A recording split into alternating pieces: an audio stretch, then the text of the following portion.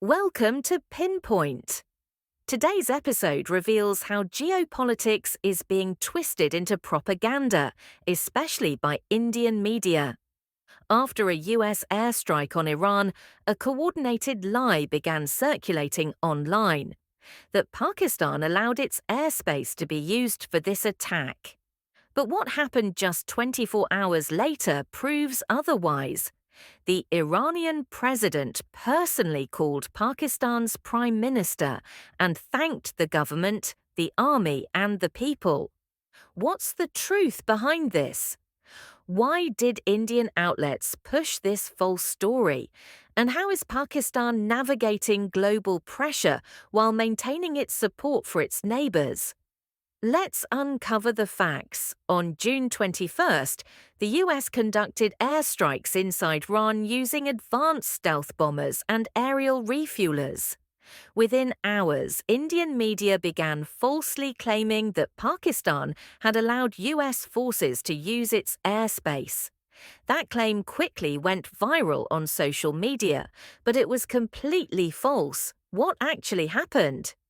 US aircraft, including B-2 Spirit bombers, flew out of the Pacific region, passing over international waters, then the Mediterranean, and finally reached Iranian airspace via the Middle East.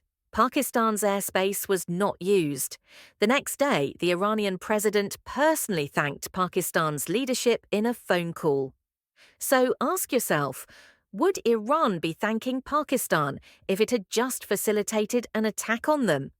Not. Why did Indian media spread this false claim in the first place? They know one thing very well. In Pakistan, there is a large online audience, and many people forward messages without verifying facts. This is how it works. They plant emotional misinformation. People forward it out of anger or fear. It spreads, even though it's baseless. Pakistan didn't just stay neutral, it actively supported Iran's right to defend itself. When the world was silent, Pakistan condemned the US airstrike, offered diplomatic support to Iran, and even stated that Iran has the right to retaliate. That's a strong position, one even China and Russia haven't taken openly, and that's why Iran responded with gratitude, not suspicion. More proof? Iran's president praised Pakistan at the United Nations Security Council.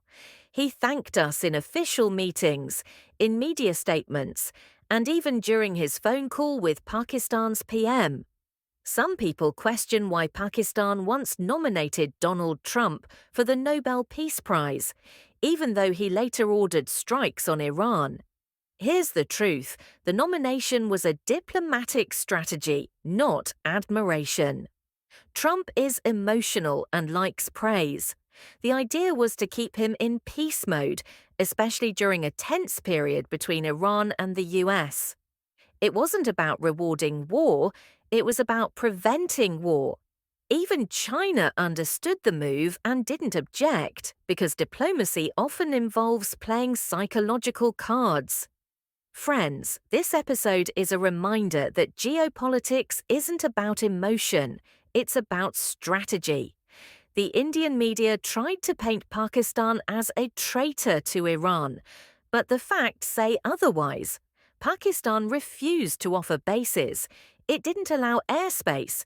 It stood with Iran diplomatically and morally. That's why Iran, despite past disagreements, now acknowledges Pakistan as a reliable partner. If you found this analysis informative, don't forget to like, share, and subscribe to Pinpoint.